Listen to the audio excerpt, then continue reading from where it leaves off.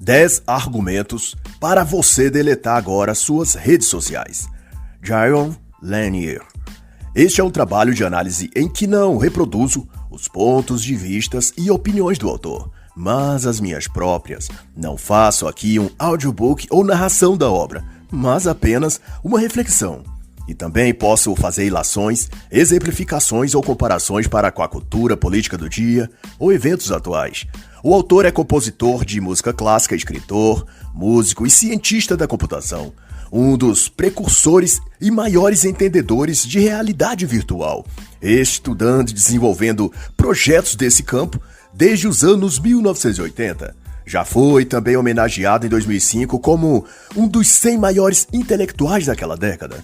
Nesta obra, Lanier trata da vida virtual e das redes sociais, no contexto de que essas mídias digitais podem operar em seus usuários controles subliminares obscuros, que agem sobre as pessoas como se fossem elas cães adestrados, respondendo passivamente aos comandos que lhes impuseram os que administram essas redes. O ponto em questão, levantado pelo autor, é que essas redes digitais operam a partir da manipulação do comportamento, em cujos algoritmos estão projetados exatamente para isso, e as Big Tech, suas produtoras, ganham dinheiro com isso. Por isso o interesse em manter as coisas funcionando exatamente assim. E desse modo, Jaron Lanier apresenta aqui 10 motivos para se excluir as redes sociais de nossa vida. E seus argumentos, devo dizer, são fortes e carregados com a autoridade de quem sabe perfeitamente o que diz. E ele, é claro, é bem direto. E chama sem qualquer constrangimento as redes sociais atuais de porcaria que está destruindo a nossa sociedade.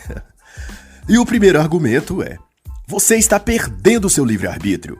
E nesse tópico o autor convida a refletir que, independentemente das facilidades, negócios, acessos, etc., que as tecnologias proporcionam, por outro lado, elas também se tornaram prisões mentais para cada um de nós, em especial o aparelho celular, os smartphones.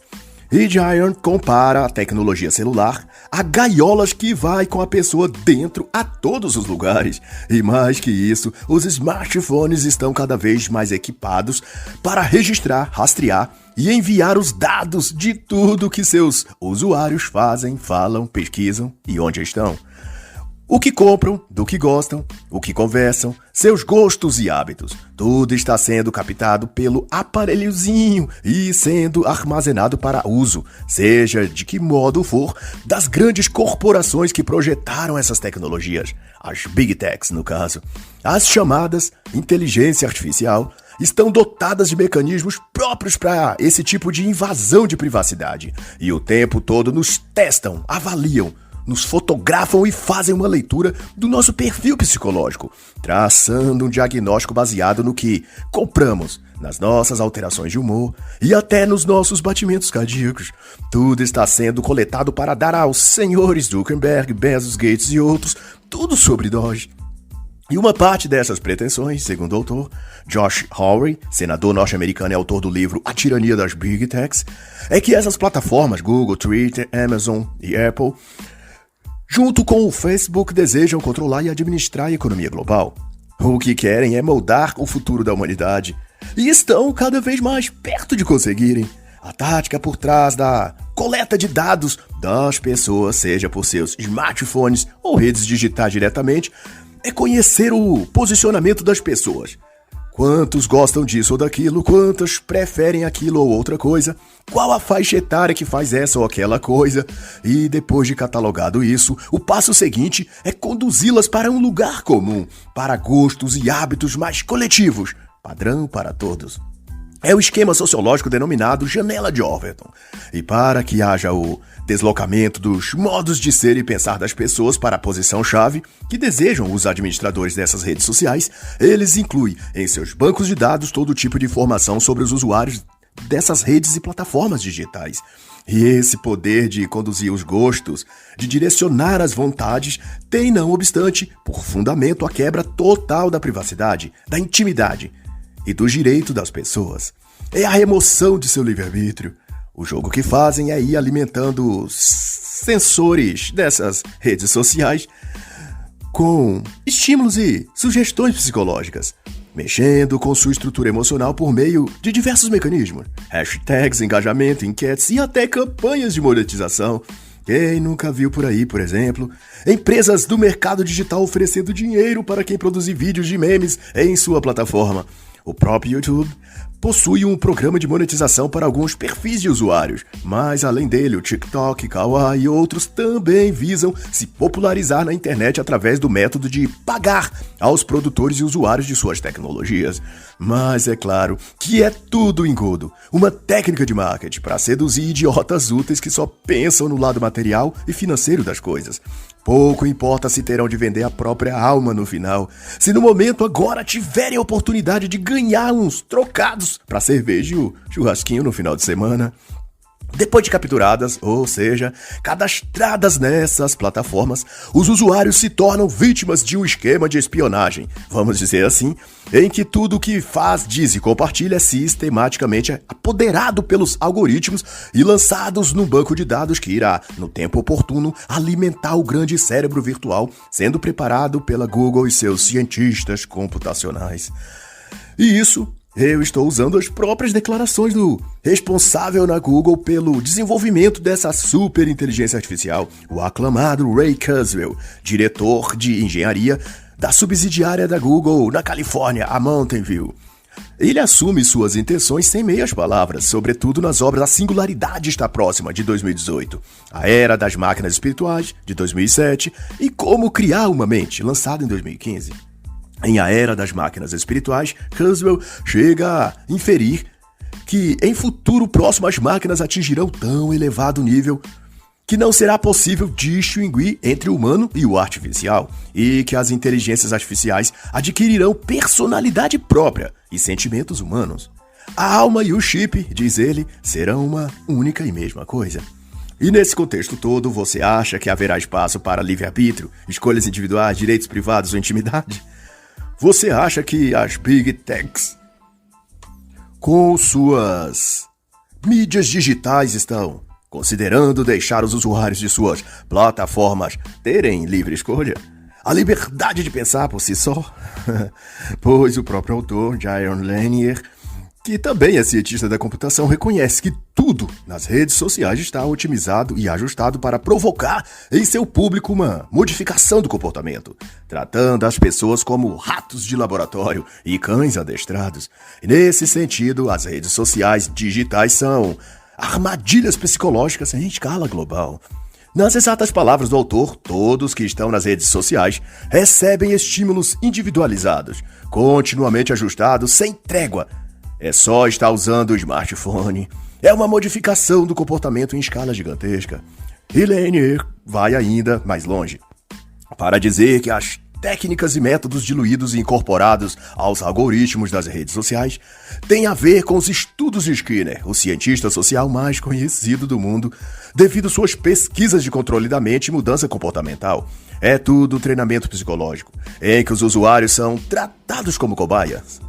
E para corroborar sua assertiva, ele destaca a própria declaração de Sean Parker, primeiro presidente do Facebook, que admitiu que likes, comentários ou curtidas em alguma foto ou postagem funcionam como um circuito de feedback de validação social que exploraria vulnerabilidades na psicologia humana. E Park chegou inclusive a dizer que ele, Zuckerberg e Kevin Systrom, criadores desse sistema, sabiam disso. E se trata de uma interferência direta no cérebro das pessoas. Outra pessoa envolvida diretamente com o Facebook, Shama Palihapitiya, ex-vice-presidente de crescimento de usuários do citado Facebook, também afirmou que a rede social criara ciclos de feedback de curto prazo impulsionados pela dopamina, que estão destruindo o funcionamento da sociedade. E se trata de um problema global, disse ela, e isso está erodindo o alicerce de como as pessoas se comportam umas com as outras. Minha solução é que eu não uso mais essas ferramentas há anos. E essas declarações têm enorme peso e significado devido a que foram feitas por pessoas que estavam desde o início envolvidos na viabilização disso tudo. O que resume tudo é que as redes sociais como Facebook, Google ou Twitter de acordo com o autor, foram projetadas para serem redes viciantes e manipuladoras. E a questão aqui é que o vício enlouquece, tira a percepção da realidade e deixa a vontade e decisão das pessoas enfraquecidas e sujeitas à manipulação. A dopamina, que é constantemente despertada ou estimulada no uso das redes sociais, é um neurotransmissor que age no prazer. É crucial para mudanças comportamentais, uma vez que leva a pessoa a agir em resposta à obtenção do prazer ou da recompensa. Nesse ponto, os usuários são tratados como animais na gaiola experimental dessas redes digitais. O prazer viciante e os padrões de recompensa no cérebro, descreve então o autor, integram a base do vício em redes sociais.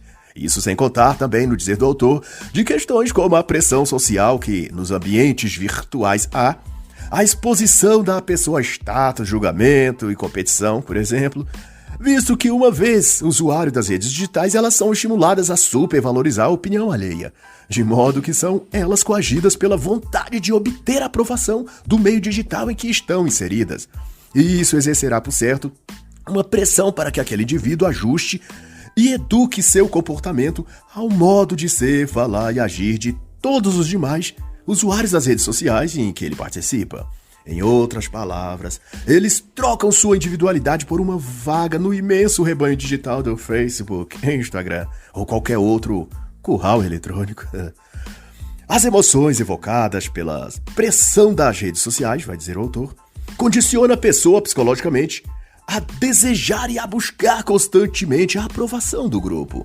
É por isso que consideram importante receberem views, curtidas, likes e compartilhamentos. Tudo isso dá a eles a falsa sensação de que são aceitos e aprovados, de que são parte de algo maior, de uma espécie de família, e que são compreendidos, abraçados e protegidos.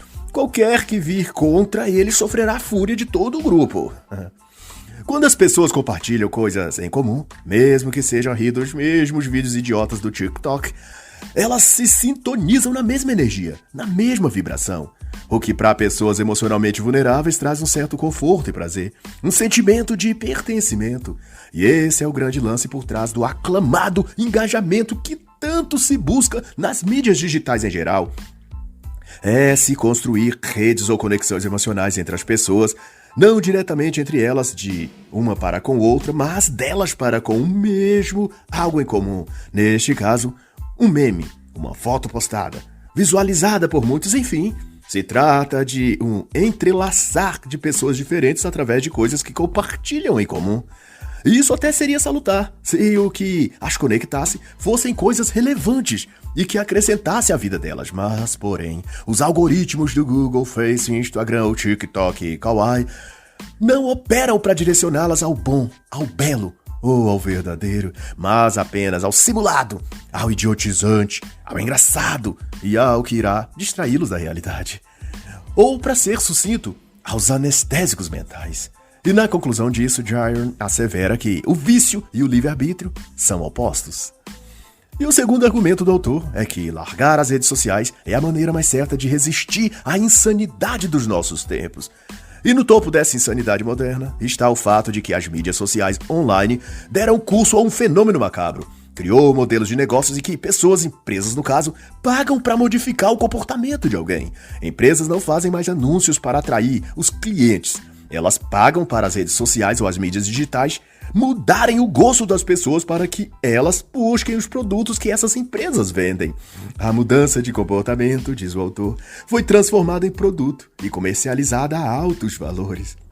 Na ciência computacional, que já está totalmente alinhada à sociologia e à psicologia, existe até um termo para o tipo de máquina estatística que mede os níveis de mudanças no comportamento das pessoas.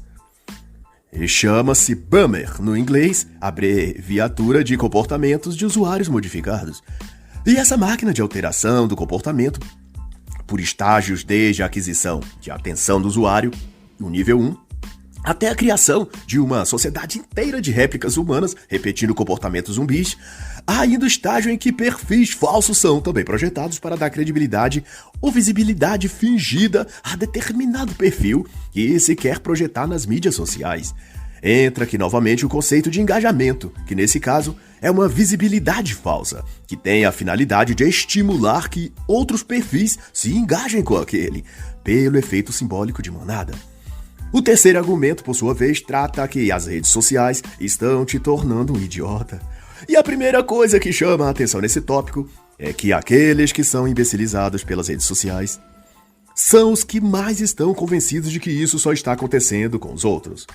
Jayon Lanier também destaca que quando a pessoa já está idiotizada pelas mídias digitais, um traço característico é dela procurar constantemente por validação nos meios digitais em que ela faz parte. Seu foco são os likes, curtidas, views e compartilhamentos que seus posts recebem, além de uma maneira arrogante de tratar os posts, comentários ou fotos ou vídeos que outros lançam nas redes.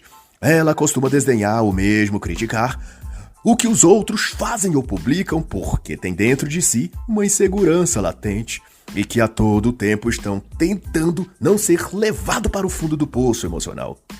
Da ótica do autor, muitos atuais influencers digitais estão sob o efeito idiotizante das mídias sociais digitais.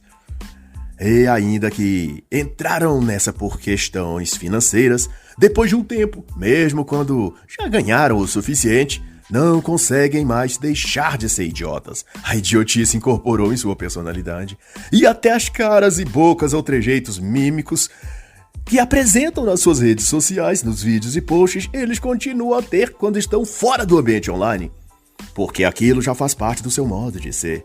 Isto é, ele passou tanto tempo interpretando um personagem que já não sabe mais quem ele é por baixo da máscara de palhaço.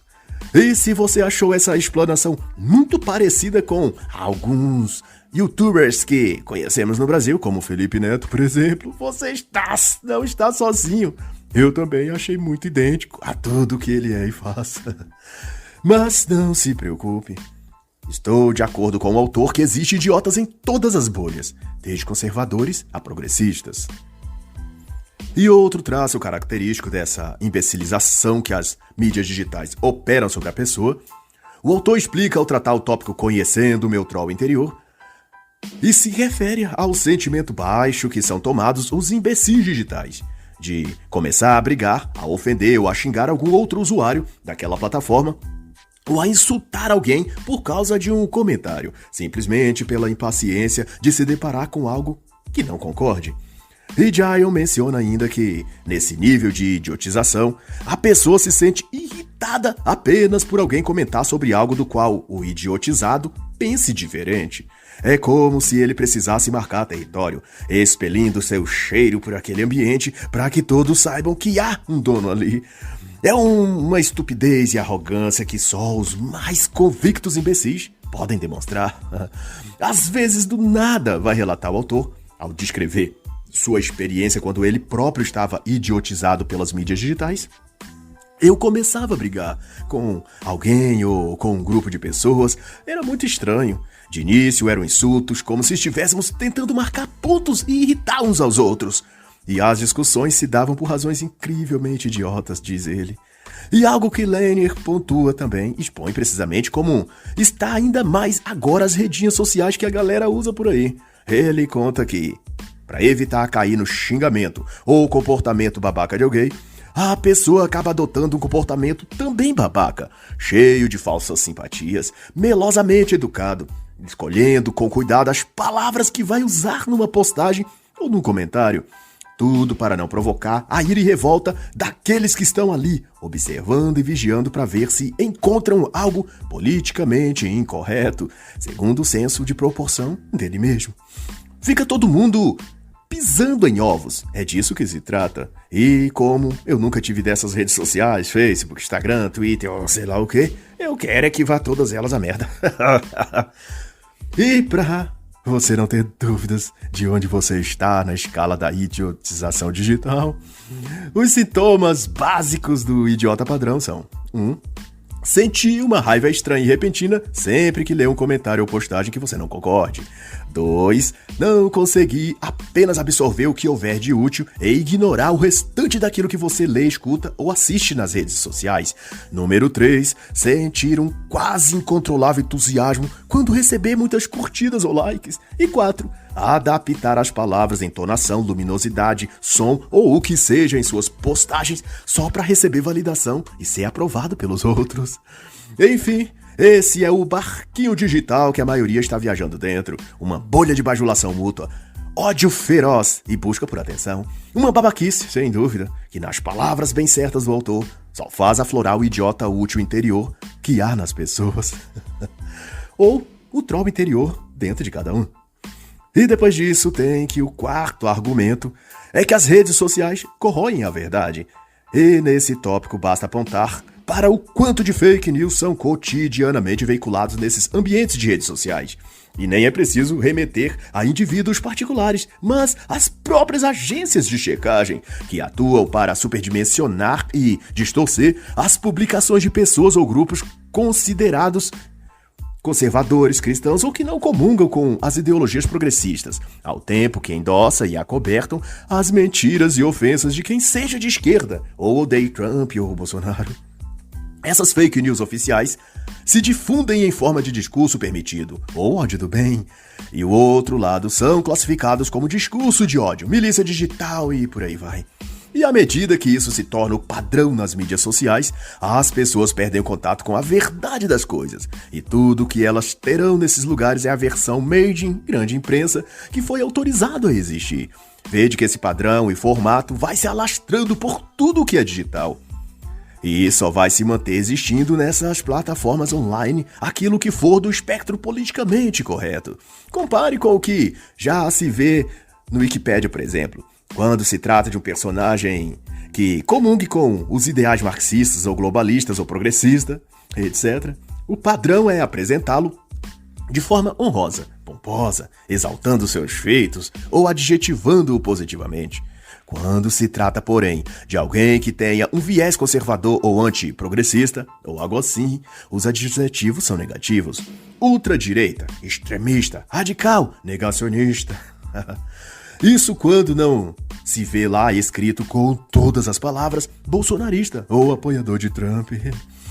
A militância e ativismo político ideológico nessa plataforma é escancarada e denota um padrão que tende a ser a norma oficial para todos os outros ambientes nas redes digitais. O produto padrão vendido nesses lugares é a mentira, a fantasia e o ativismo progressista. Outro ponto, o argumento 5, é que as redes sociais transformam o que você diz em algo sem sentido. Isso ocorre especialmente em ambientes onde a temática política de religião ou de questões de gênero, raciais, etc. Coisas que fomentam paixões e polarização. O artifício aqui é que aquilo que é postado pode aparecer depois recortado do contexto e apresentado ao público como uma prova para embasar algum tipo de narrativa contrária ou para suscitar punição para aquele desafeto. No Brasil, para contextualizar com o nosso presente momento, isso ocorre com frequência nas falas do então presidente Jair Bolsonaro, tal como ocorreu nos Estados Unidos em relação a Trump. Tudo que por ele é dito ou tweetado é logo descontextualizado para servir a grupos de interesse na mídia ou na própria política. E nessa guerra de narrativas, a agenda progressista vai sendo empurrada goela abaixo na sociedade. E quem não concorda é simplesmente cancelado nas redinhas sociais do senhor Zuckerberg. Basta colocar nela um rótulo: defensor do nazismo, neofascista, negacionista, antivacina e pronto. A partir daí, toda e qualquer punição se justifica. A pessoa é banida dos ambientes digitais. Há um assassinato de reputação e todas as contas ou meios de subsistência daquela pessoa é simplesmente deletada. E assim, a grande farsa das redes sociais está montada. A pessoa não é punida pelo que ela é ou julgada por aquilo que fez de concreto, mas pelo que as agências de checagem afirmaram que a pessoa é, a partir de um pedaço do post que ela teve recortado ou de uma frase ou palavra que foi também retirada do contexto original e reinterpretado isoladamente, a fim de alimentar a narrativa que se queria impor. E foi assim que o assessor do presidente Bolsonaro, o senhor Felipe Martins, foi vilipendiado e acusado de gesto supremacista branco em março de 2021. Ele foi acusado de crime racial após ter ajeitado com a mão a lapela do paletó.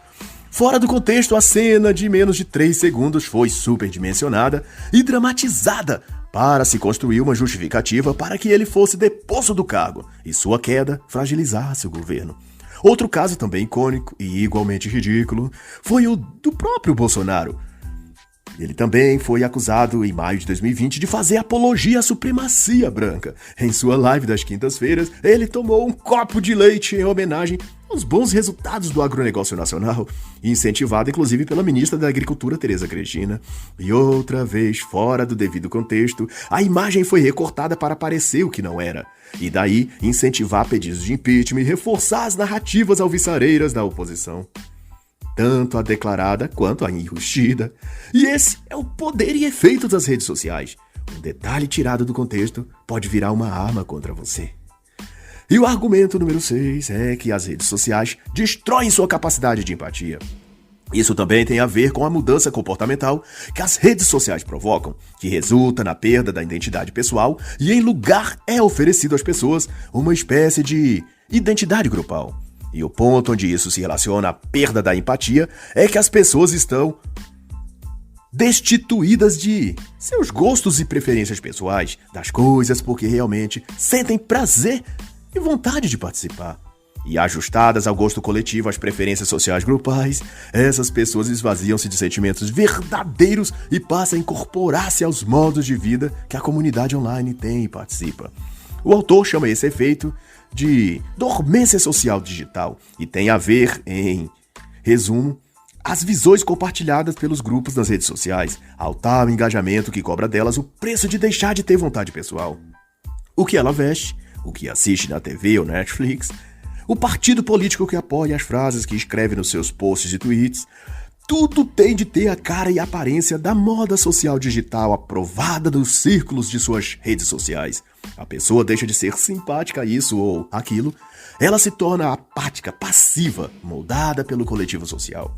No argumento 7, Jayon infere, e não é surpresa para ninguém, que apesar de conectados o tempo todo, de terem o mundo em suas mãos pela tela do smartphone, nunca houve tão grande evidência e menção a jovens tristes e infelizes.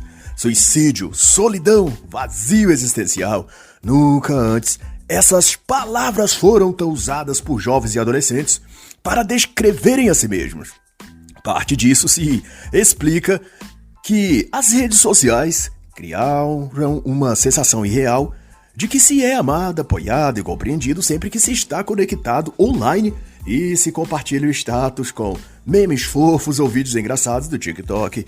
Mas fora do ambiente online, quando tem de lidar com a vida real, a pessoa sente sobre si o peso das contas a pagar, das faturas do cartão, da indiferença de uns que semana passada curtiram aquela foto linda e sexy que você postou, mas agora aquelas pessoas estão curtindo mais fotos e vídeos de outras personagens mais sexy ou mais engraçadas que você.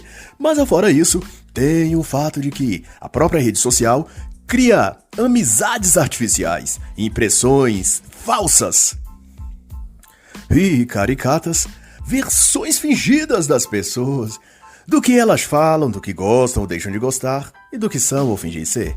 Há um ponto em que as próprias pessoas deixam de se sentir preenchidas só com aquele monte de sorrisos e rostos artificiais, forçados para a selfie do Instagram ou Facebook. Mas tão logo após o flash da câmera do celular, umas se desconectam das outras e vão percebendo que aquele grupo bebendo ali na mesa do bar ao som da sofrência, com o cold da Marília Mendonça, nada tem em comum. Nem mesmo gosto pelas bebidas ou música. Tudo ali é um faz de conta, uma montagem alegórica para ilustrar uma felicidade que não há no coração de ninguém por ali. É uma vida fake. E assim como parte desse processo, as redes sociais geram nas pessoas o vício.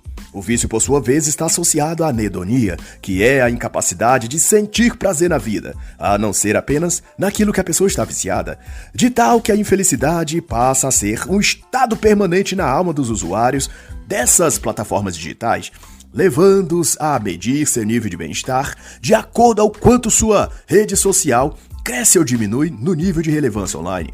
E para o autor, isso leva a um potencial para se deprimir, nas palavras dele, pois as pessoas vão sentir bem ou mal-estar conforme o número de seguidores, de views, de aprovação, conforme isso aumenta ou diminui. E Jaron Lanier faz também a observação de que desde os primeiros protótipos de redes sociais, já nos anos 1980, como o Zenet, por exemplo, já havia relatos de seus usuários de sentimentos de insegurança, medo de rejeição e vazio existencial. E a exemplo do que se vê nas redes sociais atuais, Facebook, Instagram, etc., esses sentimentos depressivos remetem ao que acontece nas redes sociais diretamente. Quantos seguidores tem? Quanto de engajamento se conseguiu? Se a monetização aumentou? É toda essa contabilidade, digamos assim, que dará a essas pessoas conjuntamente um sentimento maior ou menor de aceitação, de bem-estar e de felicidade.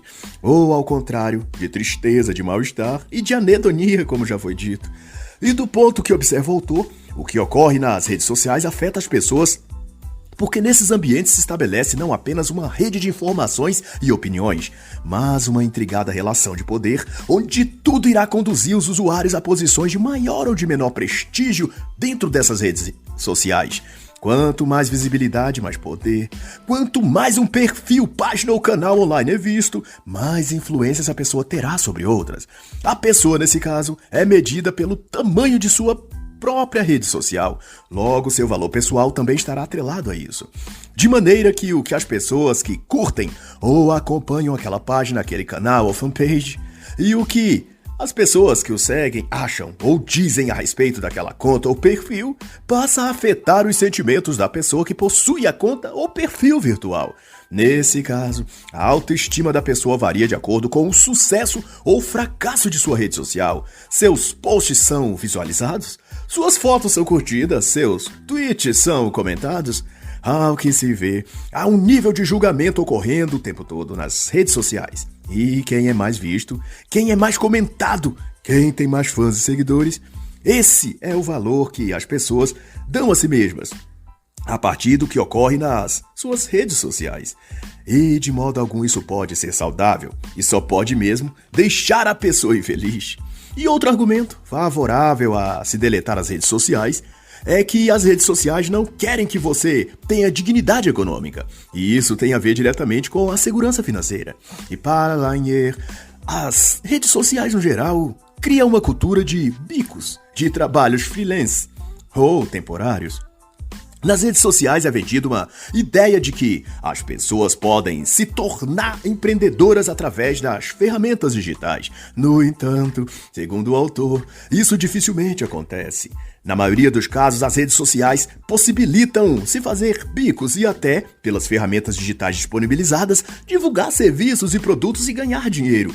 Todavia, em raros casos, essa movimentação financeira ou de trabalho nas redes sociais vai resultar em algum tipo de segurança financeira ou econômica para seus usuários. Ao que parece, o modo como o mundo digital está estruturado apenas prende os usuários na ilusão de que podem crescer financeiramente somente através dessas redes digitais, o que não ocorre no mundo real. Mas mesmo assim, alimenta o sonho de tantos e tantos jovens de que conseguirão ser um digital influencer, ou um gamer de sucesso, ou até minerando moedas digitais. A grande questão, no entanto, é que alinham seus sonhos e projetos naquilo que é digital, virtual, e esquecem de construir uma vida profissional no mundo real e dali tirar sua prosperidade financeira.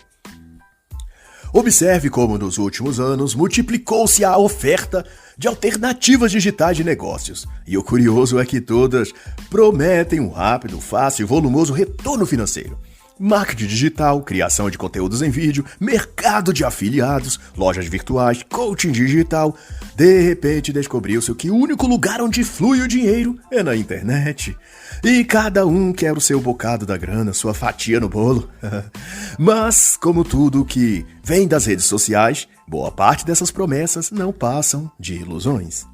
E o argumento 9, por sua vez, é que as redes sociais tornam a política impossível. E a assertiva do autor é de que as redes sociais estão segregando a pessoa e, portanto, forjando grupos excludentes uns dos outros. Isto é, setores ou facções, ou ainda melhor, bolhas, que repelem-se mutuamente e afastam-se, porquanto, de qualquer ideal democrático.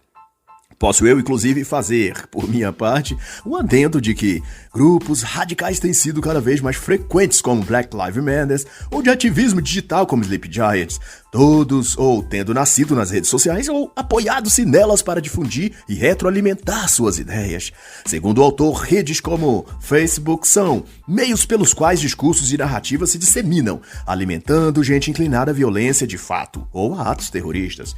E o que ocorre é que, dado esse clima de hostilidade contínua, o saudável e necessário debate político sério não ocorre, porque de ambos os lados estão adversários ideológicos dispostos a remover toda a liberdade de expressão do outro. O próprio candidato em 2022 à presidência do Brasil, Luiz Inácio Lula da Silva, fazendo eu novamente uma parte, prometeu mais de uma vez que, sendo eleito, iria regular a mídia e os meios digitais. Barroso, Fachin, Alexandre de Moraes e outros deuses do STF também empreendem uma cruzada tentando censurar contas e perfis nas redes sociais e a subjugar ao controle deles plataformas como WhatsApp e Telegram. E isso não tem outro objetivo a não ser proibir que um lado do espectro político se manifeste, no caso, a direita conservadora. E nisso, o alvo consequente dessas ações autoritárias nas redes sociais é a própria democracia ou o processo democrático. Quando apenas um lado fala, apenas uma versão dos fatos é conhecido. Logo, tudo que resta é uma esteira ideológica arrastando todo tipo de liberdade e direitos individuais, mantendo às vezes o nome ainda de democracia ou processo político, mas totalmente enviesado e distorcido, formatado para atender um lado apenas do espectro ideológico, que ninguém tenha dúvidas de qual é. Eu vou só te dar uma dica. Foi primeiramente pensado por um certo filho do cão chamado Karl Marx. E por último, então, eis o argumento 10. As redes sociais odeiam sua alma. E nesse tópico o autor se refere ao conjunto de coisas, visto aqui em forma de 9 argumentos, que se espalham pelas redes sociais. A rede social deixa a pessoa idiotizada. Com o processo cognitivo lento, cria relações de falsa simpatia, onde todos dissimulam palavras e comportamentos politicamente corretos. Destroem a boa política, fingem uma possibilidade financeira irreal. Enfim, toda a gama de coisas que são dispostas nas mídias digitais coadunam para se afirmar que sim, as redes sociais odeiam nossa alma. Ao viciar os usuários a essas redes e modificar seu comportamento, os administradores das plataformas virtuais emolduram com seus algoritmos os gostos, vontades e desejos das pessoas e punem com censura ou cancelamento os que se rebelarem ao esquema padrão de comportamento social aceito. E claro que, por óbvio, Zuckerberg, Bezos, Elon Musk ou Bill Gates jamais farão seus próprios filhos encaixarem-se nesses padrões coletivos globais. Essas molduras são apenas para o gado pastando nas redes sociais. E o que isso significa, senão que um ódio latente germina no coração desses homens? Um rancor maligno contra a humanidade, em que tudo o que programa os seus softwares para fazer tem a ver com nos manipular, nos condicionar, nos fazer de marionete. As redes sociais modernas são flechas miradas contra a nossa alma. Ou você concorda em ser o rebanho dominado por tio Bill, ou o cão adestrado de Zuckerberg, ou você está fora, está banido do jogo. Sua conta, seu perfil, sua vida online simplesmente será banida das mídias digitais. E como os usuários dessas redes sofrem em sua maioria de anedonia, como já visto em capítulos anteriores, o jeito é se submeter, ou seu objeto difícil será tirado.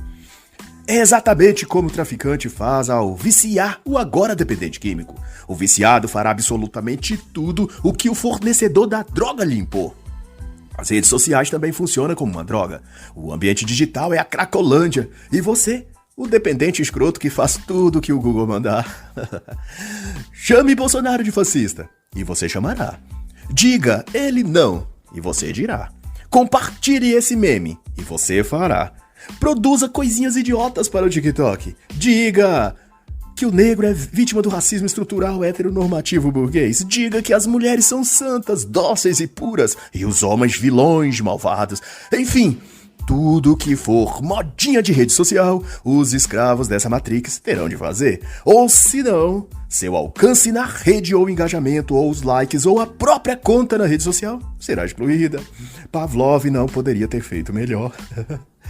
Doravante, os sociólogos modernos, definindo as tendências antropológicas da humanidade, são hoje em dia os programadores da inteligência artificial do Google. E os intelectuais ou ideólogos modernos são aqueles que apontam caminhos de se superar. São eles os próprios donos dessas plataformas digitais. São eles quem tentam reeditar o mundo e prescrever tudo o que devemos ser e falar. E o que é isso, senão um ódio por tudo? E, portanto, tentam mudar tudo. Porque não aceitam as coisas sendo determinadas por Deus. E assim encerra a análise da obra 10 argumentos para você deletar agora suas redes sociais, de Jaron Lanier.